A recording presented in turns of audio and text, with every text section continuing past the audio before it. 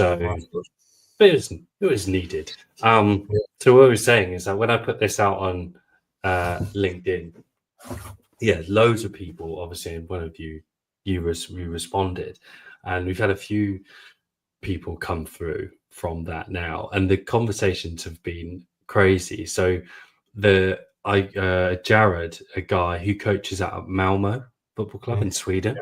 I'd never spoke to Jared before, and he got the job at Malmo from a LinkedIn DM, and he accepted the job, and then didn't know where Malmo was.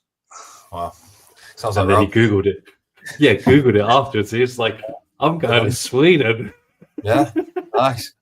It's a good result. And so, and it creates some, and we get we've got history with one another, but it creates amazing opportunities for people to tell their story and talk about coaching and their own experiences, aside to all the what should we see, like the resident podcasters. You hear the same people on the same podcast doing the same things over and over again, and it's just regurgitated nonsense. And I think when I put my book out, I did a lot of podcasts from there and tried to do a different one for everyone. So every time you listened to me, you heard a different story. But otherwise, people are just fucking boring. Yeah, and it's tiring to do that though as well a bit. Oh, mate, so tiring. Like, what is speed? Stop it. Yeah. But anyway, so I've got for any of the other listeners that are listening to this, we've got head teachers coming up, we've got business people coming up, we've got some awesome motivational speakers, we've got a really good part of the coaching industry that isn't tapped into, and that's for the coaches who quote unquote aren't the famous ones, if that's even a thing. If that is even a thing. But Rory, welcome today. And I want, because I know this story, but I want you to tell this story. So give me the Cliff Notes version of your own sporting background and what that was like, because you've got a really unique story. Yeah, so I suppose going back, started football from the age of 8 with my hometown team, through to 16 with their academy. Touched the first team at 16 for the pre-season friendlies and stuff, so I thought I was doing well. And then was released at 16 in the November, just before the GCSEs, which was hard to take. And then ended up signing at a lower level club, still professional, but a lower level club for the next 2 years. Did a scholarship. Again, was in the first team around the end of that time. Thought I was on for a professional contract. At the end of that, got released. And that's probably where the sticking point is, or the talking point anyway, is the whole playing against Man United on a Tuesday night, marking Danny Welbeck, who's had a good career. Did well. Obviously, I've been in the first team, so I was doing well anyway. Released the following day on the Wednesday, yellow piece of paper, gone, you're not good enough. Whole world collapses, identity collapses, moved back home with my mum and dad, who, to every credit to them, said you can't move back here at 18 without a job, like you need to go and start working. So for my cousin, which was an easy hit, and he was a manager at McDonald's in the middle of Preston Town Centre, and within 2 weeks I'd gone from playing Man United to frying McNuggets, and that could have been the end, that could have been, and maybe should have been the end of the football journey, and maybe sport and coaching and everything else, because I hated probably the world at that point, actually, not just football, but probably everyone, and resentments and everything else. And probably myself more than anyone, actually, is who I hated for not being good enough. And then turn that around slowly over the next year to going back to college, study AS levels, and ended up playing England schoolboys. Went on trial at a few clubs and signed a year's contract at Morecambe as a pro, which was all I ever wanted, really. Well, that's what I thought in my own head, was just that pro contract. Signed it again, didn't play for the whole year, sat on a bench, warming that all year, and was released without even being told I was released at the end of that year. And then from there, went to university, went and played in America, Canada, and used football. I think that's what my quote is to all the young players I work with now, is use football as a passport. or use football before it uses you, because it's going to use you, and that's not negative. Yeah. It's going to chew you up and spit you out like sport does. So use it as much as you possibly can. And yeah, since then I think I've done a good job of doing that. Yeah, that's amazing, and don't, because that's part of a story that isn't heard. People don't tell that story, do they? Yeah. They don't tell that. Yeah, exactly, because they've not done the work to make their peace with it. And I find, and now like you've gone on to other coaching, but I find in the strength and conditioning space that a lot of coaches don't understand that the machine that sport is, and they will just keep chasing the Premier League football club. The when I was at Wasps, I was like, oh, and the next stop is England, and then it was like, well, nah, it's fucking not really. Biggest babysitting job in the world. And you don't get the opportunity to experience that unless it kind of spits you out as well. To then be like, learn that lesson, and I'm going to do something with it. We've got obviously a mutual friend, Rob, who's done that eloquently, and done his traveling and used it well, which is great. So that's ending up that professional contract, and I think what's quite an important part to hit on, because there's lots of coaches that will be listening to this as well, from a player's perspective. A lot of coaches just want to get that pro club contract. They just want to sign that contract. But what does that contract mean to you? Yeah. And it's just, at the time for me, that pro contract was my whole identity. I think I'll keep coming back to identity piece. Is what I work on a lot. It was my identity was tied in from the age of 8, that I was the footballer amongst at school, friends, family, whether I wanted it to be or not. That's what it was. And then when you keep getting sort of those setbacks at 16, 18, 20, you start to think like, well, who am I? What am I? Yeah. Is this all? Have I put all my eggs in one basket? I was fortunate that I carried on with my education throughout as well as I could, but it was identity. It was linked to that. Did I actually enjoy football at that point? I didn't. And I think that's probably actually what held me back more than anything else, was actually ultimately, when I think back now, I didn't want to be on enough. And actually, maybe I didn't want to be on at all. But I was in that raft down the river so far that anything other than keep paddling I was falling off the cliff face. I was down a waterfall and no one was going to catch me. It's not a great analogy, but I felt like I was like paddling. Probably everyone looked like smooth, and I was doing okay, but it was upstream for a lot. Probably from the age of 16, if I'm honest, it was upstream for me. It became a job, and it took away a lot of me. I lost myself to football, and probably having to conform to a culture that didn't fit my ideals, or I don't know whose ideals it would fit, to be honest. But it was toxic when I think back, really, at times. Yeah, and that because it is such a machine. And you say there, like, football became your job at 16, and think about the things that go on inside a 16-year-old boy's head. Yeah. Well, I think this is what I mean. It was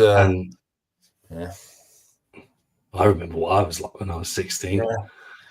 I think that's what I wanted to be. I think I was, obviously, as a young footballer, you move out of home, you go to digs, you're living with a strange family in a strange new town with its own. I moved to Oldham, so it had a lot of racial tension at the time. There'd been big riots, and I'm not criticizing anyone there at all, but it probably wasn't the right place for me to be. I didn't think the way a lot of the people there thought. I didn't see much similarities. And then the culture within the football club itself was very macho, and it was very, it was a professional sporting machine, like we say. So it had to be. And they were quite relatively successful at the time. And I was too wet behind the ears and too soon to go into that world. Definitely, if I went in at 21, maybe different story. But at 16, I was literally just finished my exams. I personally was too young. Some lads could probably have done it when they were 12 and been fine. It was just my development on a emotional level, or whatever you want to call it, probably wasn't at the level that it needed to be to step into a man's world. Well, a Swado man's world, a very big kid's man's world. Which is what it is, you know? From my experience of coaching inside professional sport, it's a grown-up kids world. Like it's just, you know, and that's that whole identity piece. I remember when I was at Wasps, and I had we had a close relationship. I was rehabbing some of the boys. The England players had a close relationship with the skills coach at the time. He was a very well-known individual, and I had his phone number. And I was on the bus with my own rugby team, and they were like, "Oh, go on, prove blah blah blah." I was like, "Well, I've got his matey's phone number. You know, he won a World Cup. I've got his phone number, and here's our text messages." And that was my identity. I found that made me significant. What I was just a fucking wanker with someone's phone number that I was flexing on with my teammates, and like. But they, again, big kids find those things important when it's the nature of it, isn't it? Yeah. It's just the nature of that environment. We had Ed Coulson on. I said we, like it was more than just me. So I had Ed Coulson on a couple of weeks ago, and he, professional rugby player, played Great Britain Sevens and stuff like that. And he ended up having to go out to South Africa at a young age because you've got to go where the work is. And again, like you end up in Oldham, and that's where the work is at 16, and that's a challenge in anyone's business. I think it is. It's not, you know, you can look at my granddad's generation, he's down the mines and stuff. It's not, I was getting paid to play football, and I think a lot of people would they'd still say that now. But if you haven't done it, you don't know what it's like. In that, it's on to use my granddad, it's on the coalface. You know, you're thrust into an environment where there is high demands, high pressure, and at 16, it's a lot. And it's not just on the pitch; it's off the pitch more than anything. It takes everything, it strips everything away. So I couldn't be a 16-year-old lad who's into music and reading and studying, all the things I went to do when I stopped playing and found myself again. I had to. It was almost imperative I dropped all that to be football. And I'm working with the young boys now who are doing the same, and it's good because there's change, and I'm working for an organisation that's trying to change this perspective, but there's still that culture permeates within the sport of you know, it's got to be football as the primary, and I understand, but there's more to life than football, to upset Bill Shankly. Well, no, there is, and you find the people that can usually detach the most from that will excel within it. You know, it's compartmentalization, it's being able to segregate. And my last professional club, I think, retired more players under the age of 25 than I could ever imagine, because it just burnt them. And it was just scary to see these players just, when they were done, they just leave and stop playing, stop doing the thing that they love. Which is a failure, really, isn't it? It was a failure. Because all they because all they wanted to do was get to the fucking Premiership. They're still not there, and you know, fucking the amount of talent. And so when you so you did the schoolboy route and did the England schoolboys, all right? And so represented your country, that's pretty cool. And then got to travel around playing football. And what culturally, so from the States and Canada, and I know then you ended up in Asia. What did you find was different culturally about US and Canadian soccer to English? It's just a lot more, my experience anyway, it was a lot more lighthearted. There's obviously the educational element attached to it. So I wasn't playing for a college or anything. I was playing in one of the lower professional sort of leagues, but there was more. It was more fun. And I don't know whether that was shackles were off because I was in a different I was in a different culture. If I was born and raised in America, maybe I'd have put that pressure on myself in the wrong way. But a lot of the boys were also at university, so they were studying, they had other options. It didn't feel like it was the be all and end all culturally. Like, it didn't permeate society. It was, there'd be 2,000-3,000 people at a game who were loving it because they love football, but not in England where every tiny thing is analysed and you got a rating out of 10 in the paper on a Sunday morning that you stew on for a week. You know, it wasn't as intense, which was liberating for me as a player. And then in terms of like, that's culturally. In terms of the actual sport itself, it was different demands. They were far more athletically capable, but technically maybe not as strong, which helped me because I stood out technically, which was good. There was a very different, and I don't know which one's right or wrong. I guess there's a century of history in football here, and in the US there's not much of a pedigree in soccer, so we might be deemed more successful. But if you ask me, any lad who's sort of umming and ahhing at 18 whether to go to America on a scholarship or ride it out at non-league level here and see what happens, I'd be getting on that flight. That's just my opinion and experience. So, mate, it's funny you say that. So where I rent this office out is an old doctor's surgery, and the lady who runs it, her son has had a full ride scholarship to play soccer in the States, and they picked him up because he's a fucking demon centre back, just whacks lumps out of people, and they love it. They want him. Wins a header and takes a fucking kneecap out, and they love him. And he's had the best time because he could have been. I think he was involved with Crawley Town or something like that, and just you know. I'm not dismissing any of that level. Like, so I wasn't good enough to play at that level in England. You know, I wasn't good enough, and I was all right. I just wasn't good enough to sustain even League Two, National League, which is a very good level. So I'm not dismissing those lads that are doing that for a living. But I think something needs to change here, maybe, to give them guys more of a hope for the future. And a little bit more education. And I'm not talking formal education, I'm talking informal education, as this is a short career and it is going to end. Everyone's is going to end at some point, but you know, yours is going to end at the 30 if you're lucky, 35 latest. So what else is there? How can you utilize that skill set? What can you do to change your narrative rather than being a washed up footballer who has a story down the pub?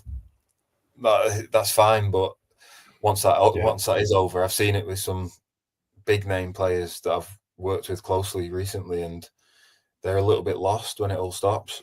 And these lads who play for England in the Premier League, and they're looking for what's next, but there's no one to guide them, or they haven't been told throughout this journey, like, well, there's something needs to be done. So yeah, I don't know. It's in a bit of a sorry state, I think. And I often, you know, I think because there'll be quite a lot of obviously strength and conditioning speed freak geeks listening to this, and a lot of coaches get stuck into that trap where they're like, well, they come to this point, their late 20s, and they're like, well, what the fuck am I doing here? If you're a growth related individual, so if you seek to improve yourself, and some people aren't, some people will just sit there and they're happy to sit there, and that's great. But you get to that point where you're like, is this it?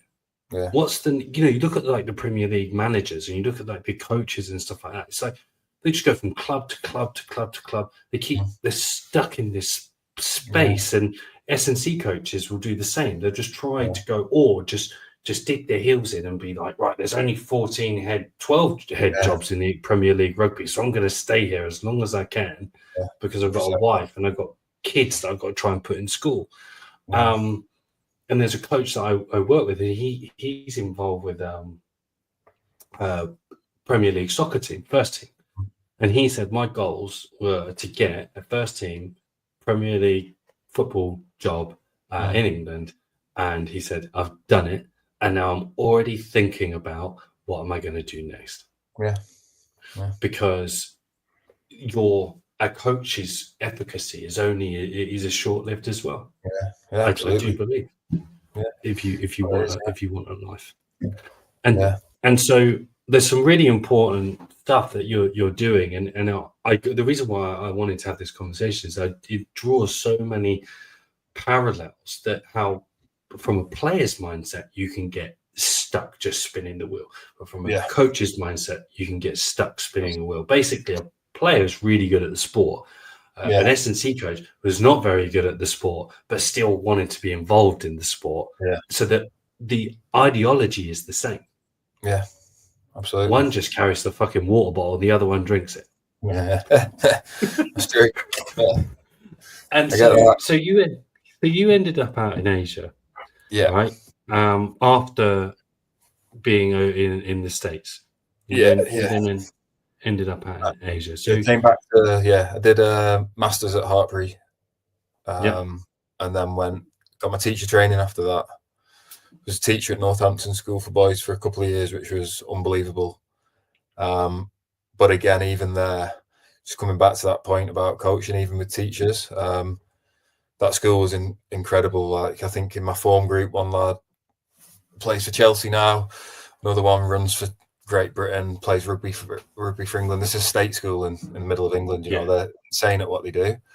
But I remember one of the other teachers, who's a brilliant bloke, and that was his life. And he said, you know, no one ever leaves here when they get this role as a PE teacher at school. It's like you're a lifer.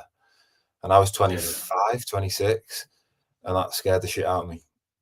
I was just like, and I completely understood where he's coming from. And it would have been if, like you said, when you've got your lot, you're happy with it, and then you take that through. But for someone like myself, I think I had a bit more, not more, but I had a different mindset and an adventure. And so I wanted to see more and experience more. And again, some of the best coaching I've ever seen and has been at that school. And I've been around a lot of good coaches. That school is phenomenal at what they do. Obviously, the results speak for themselves, but also just the whole ethos of the school is amazing. But yeah, when a sort of colleague said that to me, he was probably only 5 or 6 years older than me. And I'm looking at like 25, another 40 years. I can't be this. This isn't me. Yeah. And it felt almost remiss of me to have stayed, when I know there's probably people who would step into that role who will be lifers. And it's a prison term for me. You know, that's what you get sent to prison for life, don't you? And it almost felt like that. So the opportunity to go to Singapore came up, and it wasn't a tough decision. It was more of a me being me and finding it hard to feel like I was letting someone down rather than looking after myself. But even the way the school handled that was phenomenal. So yeah, I only thank them. But it was a good awakening at 25 as a coach, as a young coach. He was obviously working at one in terms of education. It's like working in the Premier League, I suppose, at the top school, with results coming and coaching teams to national finals, and was at the side of Twickenham when they won the Vars and stuff like this. It was amazing. But yeah, it was that was that moment for me. Like you say, with coaches, some sit and wait, and others can see there's more out there, and that's what I did. You reminded me of a really interesting experience there, just as you say that, because I remember coming back for a pre-season. It was the last pre-season that I did with the team, and the head of performance, he's like, came in, he's like, right, these are the fitness test scores, these are the standards. And he just basically increased the levels from last year. And I sat there and I thought, we're just going to try to keep increasing these every year, like thinking that that's going to help. And it's like, no, this is not, this is not what it's. And that's just, as you say, it's like you need something actually to create the challenge, but create the growth from the challenge. Not right. Well, let's focus on this part of coaching, or versus we've done that bit. Let's do this bit. Well, let's go up and let's get more depth into our world than what we're trying to achieve. You have to. In any walk of life, like coaching or it might be. Yeah, well, there's a good song, Ben Howard, "Depth Over Distance." There you go. Yeah, that's what I love. Simple. That's it. So, 100%, mate, 100%. Have you watched the TV show The Bear? Yeah. Well, not finished it, but I've been watching it. It's brilliant. But that is all about mastery. Yeah. Like, and that's addition by subtraction. Every second counts, and it's the personal journey that you go on. Yeah. Is It's that intense, most? right? It's very intense, and you feel it. Yeah, You're part of it, and it's good. It's brilliant yeah. TV. It's chaos, which is a true depiction of life. I just love it when they're just fucking shouting at each other all the time. Great show. So you're out in Singapore, and here's a quick question for you: How many different countries have you played football in? 5, 4, 5. Nice. Yeah, That's decent. 4 or 5. Most Yeah. most footballers would probably only play one. Yeah. You know what I 5. mean? Yeah, 5, and that's what I mean about using football as a passport, whether it's playing Yeah. or coaching. When I moved to Singapore, I moved out of playing completely at that point. But having the playing background helped open doors coaching wise as well, definitely. Yeah. But experiencing different cultures, and I don't know. I just see it more as a journey. It's just an experience, the whole thing, whether it's football or not. I think football for me has been the vehicle that's allowed me to travel to all these places. And for other people, it'd be music, it could be art, it could be tech, it can be anything. But I just use football as mine, and I just think that a lot of people in sport are so pigeonholed and boxed in. That they're just so focused on that one door in front of them, which for me was the Oldham door. Like, I had to open that door for me to be a success. I say this to the boys I work with now, like, that's one door in front of you, and if that's locked and you can't get through it, there's a billion other doors, but you've been so tunnel vision on that you can't see them. So it might take you a year to see any other door again. It might take you a week, it might take 10, but one day you're going to see that there's just one small fraction. And I think the more coaches probably can do the same with that. I don't know, this chase to the top, whatever the top is. I don't know. There's just so many other doors that can open up. Like moving to Singapore, I was a PT. Got my qualifications before I went out, so I've gone from top school to then just working in a gym in Singapore. But my world opened up very quickly, and I'm traveling every weekend. I'm seeing different parts of the world. I'm training CEOs of big corporations over there who then open other doors for you. And it's, for me, there was always a little bit of, I'm loath to call it shame, but probably arrogance attached to, I'm just a PT. I didn't want to tell about PT, and almost, a bit of embarrassment attached to it, because I should have been a footballer, and then I was a teacher, and now I'm just a PT. And it's like the typical path of a failed athlete almost, is going down that route. I've sunk even further at that point. I was like, oh shit. But legs, bums, and tums. Yeah, that's literally what it is. Yeah, but when you take the ego away from it and look on a piece of paper, I'm living on the other side of the world, forging my own path, working with some like really good people, high level individuals, making friends from all over the planet, and it's invaluable. Really, you can't put price on that. It's priceless. So.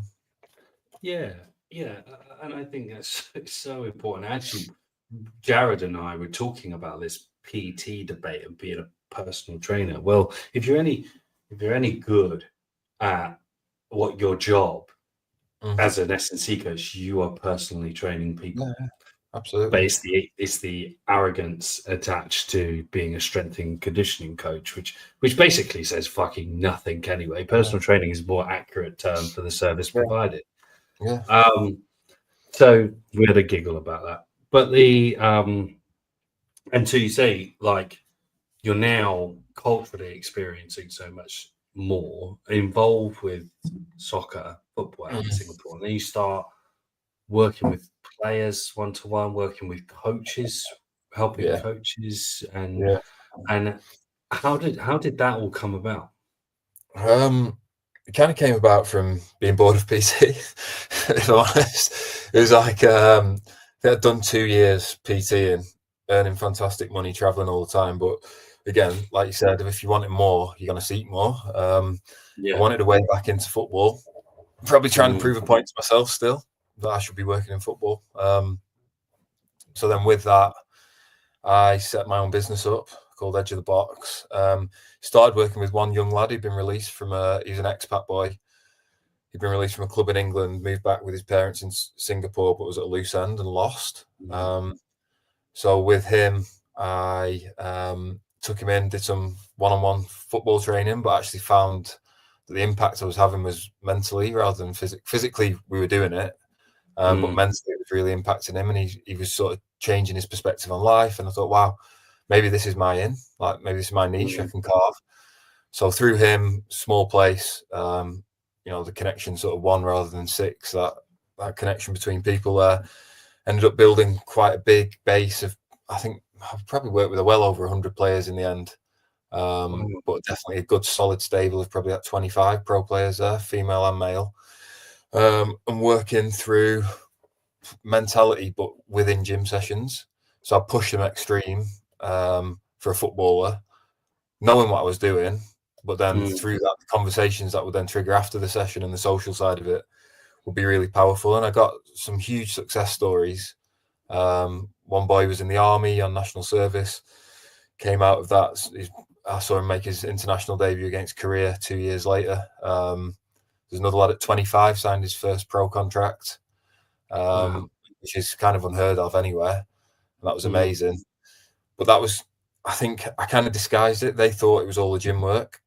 And the gym work, I don't mean to be dismissive of gym work, but a gym program is a gym program. And there's nuances to it, but you can't reinvent the wheel too much in many of it. I think the simpler the better most of the time, like is what you do, right? It's think about it, and then the simpler it is, the better it is often.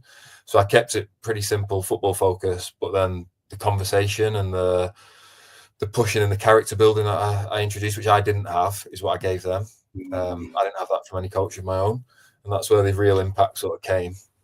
And yeah, it was very, very successful for 4-year period. That's amazing, and it speaks so much to the power of being in an environment which supports people to do just really fucking hard things. Yeah. Like there's the psychosocial elements of some types of gym training are so important. Like someone who doesn't know what it's like to push, you got to put some weight on your back and you've got to push it. Yeah. And that will serve you in the 80th minute. Yeah, absolutely. And it's like, I'm sure like the questions that you would, is this really necessary? And you find the cracks in people because it's their general preparation. You're because you know the game, because you know football, you know what it takes. It's how do I create that thread from the work we do here, on my hands out of the screen here, and put it here? How do we pull it? Back to the future, that shit. It's hard. It is. That's what it is. And I think when you're doing it, I was just on autopilot almost. It's just in my nature to do it. But then I look back at my coaching and the coaching I had, and there's a lot of experiences that go into that. Getting rejected so many times as a young player, not having a coach who could understood me enough to put their arm around me to increase my performance. Probably not doing any of the gym stuff either. I was a centre back myself, but I probably weighed about 12 stone wet through when I was 19, 20, which isn't enough to play at that level. You need to be bigger. So there's a lot of the gaps that I had in my career, I guess, which is what a lot of coaches do. They then go and step into that coaching world and try and plug those gaps for others to help others achieve what they didn't, which is what I was doing. I think I was also extremely fortunate in Singapore that Singapore's culturally, it's an extremely cosseted's the wrong word, but it's a very safe society. There isn't too much resistance to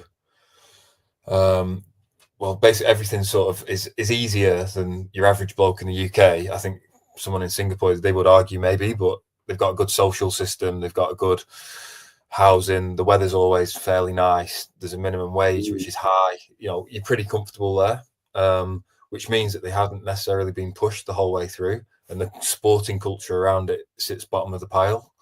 So I was coming in probably with a bit more of a British attitude or European attitude, which is a bit more driven, and I think it was a shock to the system for many of them, but it was just what they needed. It's like a jolt they needed. And then a fair few of them have took the sort of baton on and are forging a new path in Singapore as coaches themselves, and hopefully inspiring the next generation to Mm. through the work we did, which is powerful. Yeah, that's so good. And you share insight, like you speak really well around this subject, but essentially, being able to be an observer of yourself. So self-observation, the removal of ego to understand where we are, what we're doing, and why we're doing it, and how we're kind of navigating this stuff.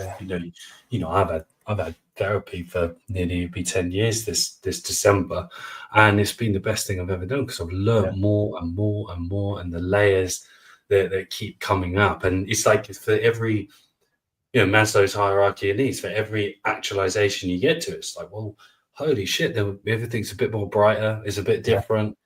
I'm in a space now where I can understand a lot of these things. And that brings us to leave Singapore. There's not to mention you met your wife out there, which is amazing, and had a great time there. You come back to the UK and you had to go all over again. Yeah, and that was probably the biggest, I'd say maybe a bigger hit than any of the football stuff in the last 18 months, because having built something successful, which I thought was the end, I think as a coach, I set my own business up and it was successful. And I thought, okay, within the confines of this business, I can keep growing. So not within the confines, but I'll grow the business up and that will be me. And I remember walking through, there's a place in Singapore, like a big reservoir where people go for like recreational time, and walking I was with my sister and a young lad stopped and, hey, are you at edge of the box? And I was like any coach would be, I was like, yeah, I made it. You know what I mean? Like, I'm not even me. But then again, and this is that self-reflection piece, like I'd lost my identity as me. I'd become edge of the box. And I think it's taken me a year to get past that, having kind of really lost edge of the box since we moved back. And I was lost without it, which was crazy because 4 years ago, I didn't have any of that. I was just building experience. So yeah, it's been tough, but that reflection has been, it's brutal at times. And I guess every coach has to go through it because how volatile the industry is. Whichever sport you're in, you're going to be getting fired at some point, most likely, or moving on with someone who does get fired. So yeah, it's been tough, but really good as well. To a privileged position, I know that I could probably like have that time to sit back without a kids and mortgage as well. I'm not in as desperate a need to like rush into something else. But again, like you put pressure on yourself, you want to be successful, and that internal pressure was mad. It was tough few months for sure. Yeah, it's challenging. And you know what you said there, which is so important for any coach to listen to and hear, that is that you said, you created something that you didn't have 4 years before. And you're still the same person. And so for any coach listening and any individual listening to this with an imminent threat or the fear of loss or the lack of mentality, well, what happens if I don't get this or I don't do this? You lean into it and let it go. Because when I moved down to the South Coast a couple of years ago, I spoke to a coach. He's like, what are you going to do? I said, I don't know. I just fucking figure it out. It will come. It will work itself out, because I'm in a place where I can grow. I can breathe. I can be abundant and have that vision to create something for myself. When you do the opposite, you go, oh well, woe for me. They just they took away it. They took it away. Those bad people. It's easiest thing is to point the finger, right? Everyone else, rather than looking with the So you like, full disclosure to any of the listeners, we worked together for a short while. We went through the process of you writing a book, which was crazy, which was a really cool experience. And but then from there, obviously you've mentioned a few times that you're working with the Premier League Football Association, right? It's called League Football. So basically the 72 clubs underneath the Premier League in England, the professional clubs.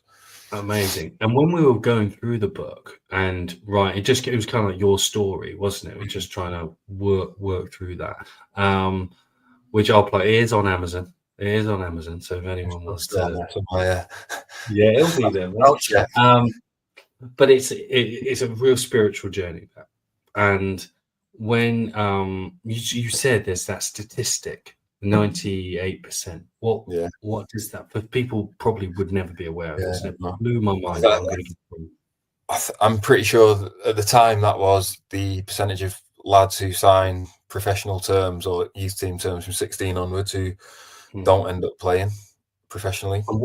What did that work out as a number per year? What was it? Players getting released? Crazy. I can't actually pull it off the top of my head, but it was 2 million. Yeah, it was something insane. Yeah, it was obscene, wasn't it? Yeah. It was a frightening amount. Yeah, it was mad. And so, I've got a question. It's a question that I've wanted to ask you. From writing your book and with the work that you do now, do you find that you go back to stories that you put in the book when talking to players? Yeah, definitely. I think that's you have to. Obviously, you work off a sort of syllabus almost, which has been designed scientifically to have the maximum impact to the guys. But you put your own slant on it, and again, that's how you become more relatable. And I think that's for any coach. You got to find that relatability to your players as soon as you can.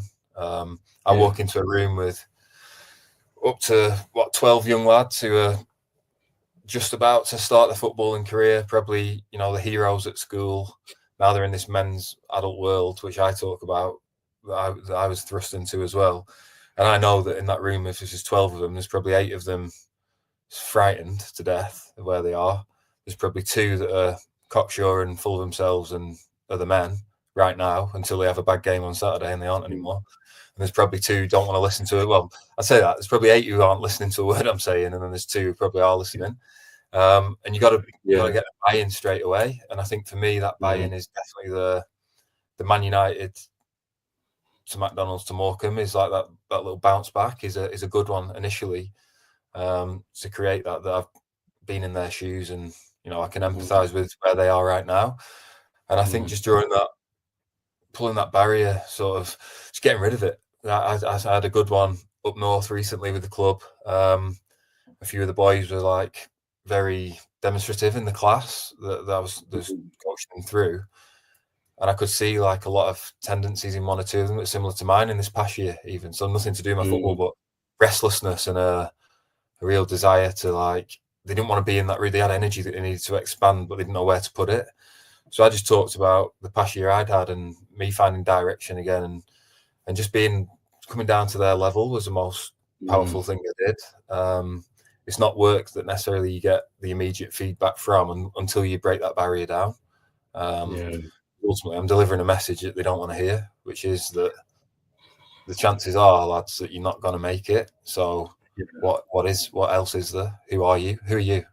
Not your footballer, not Sam the footballer. Who is Sam? And football's one table leg of hopefully 5 or 6 that prep you up, which is good. Yeah. No, I love that. That's so, because did you find there it's coaching from a place of empathy and patience. Yeah. Which is the complete opposite of sport. Yeah, absolutely. Yeah, the results. Yeah. You see it, don't you? But then when I was on the side of the pitch last year coaching, I was also, when there's a win on the line, you get into it, right? So you can't be perfect. So yeah, I don't know what the true answer is. There's somewhere in the middle. It's nice, I'm sure. Well, I think it has to be situationally dependent. That's what I always found when coaching in teams and stuff like that. And I've just got involved with the team that's down here, Worthing, and they're bottom of the fucking league. We've got 12 games to go. The coach, they lost their S&C coach. It's like, what are you going to do? I said, I ain't going to write any gym programs. I'm going to be the guy that's going to come in and chuck a few bucks about, and we're going to have some fun. And he was like, love it. Happy days, because you just straight in, I'll fucking get out there, rugby tackle them, I'll put my boots on again, and that's, but then take someone out of that context, arm round. Yeah. What do I need? What do I need to give you now to make you? But when we're out there in the arena, you can't fold. Yeah. You can't fold. because someone's going to come down your channel and just going to fucking sit you down, and Yeah. that's not good for anyone. No, that's just the way it is. So yeah, it's interesting. So, Human so you beings, said right? something, yeah, without a doubt, and I would love to have you back on later down the line. I think you're wonderful, but you asked me a question, you know, as if you were in a coaching role. You just stepped into like, who is Sam? But for now, you like, who is Rory? Right now is it's a good question. Right now, I'm, I guess, trying to discover what I guess balance. Actually, Hmm. that's what Hmm. that's what I'm trying to discover. And Hmm. so the answer to that is unbalanced right now. Is probably the Yeah, true answer. I'm honest, that unbalanced, yeah. and trying to just get that equilibrium, and or at least so yeah, right now just figuring stuff out, and also lucky enough to be able to do that without too much, Mm. well, not without too much pressure on myself, I suppose. Yeah. So you're To, still coaching the football team? yeah. So you No, I'm still not over coaching football. I'm not on the grass anymore. I've moved away from that side of it now. I think there's too much pressure, and like I said, I get too involved, and yeah, it's very stressful. So I'm doing the work with the football clubs, working at a Yep. gym, and moving slowly into motorsport as well, which is a fascinating field. Yeah. That's what I've New seen so far. challenges, new New growth. challenges, new, yeah. Hopefully, there's balance lurking somewhere. Yeah. Well, mate, that's that. I don't. For me, if I was to put my spin on it, it's always the search back to balance, which will prepare you for the next time you unbalance yourself. Yeah, Because we create it all, and it's, yeah, you know, it's like you're just finding that scale, and it's like, let's just get it there, a couple of days, and then let's just fuck it up again. Let's go yeah, again, and yeah. and get going. So for those listening, someone may be listening to. So you said there could be 8 people that haven't even made it past the first 20 minutes, but there may be 2 that have listened to the whole episode. If they wanted to reach out to you because you got a lot of experience, where Mm. would be the best place to contact you? Um, Probably through Instagram, which I Yeah, think is Edge of the Box One is my handle. yeah. I've not I'll been too put it active in on the it last description. year, so I'm back on it now. Yeah, Yeah, that'd be the easiest way. But amazing. yeah, as I say, if there is anyone listening, and if they did want to ask any questions, then please do. Yeah, that's awesome. Outstanding.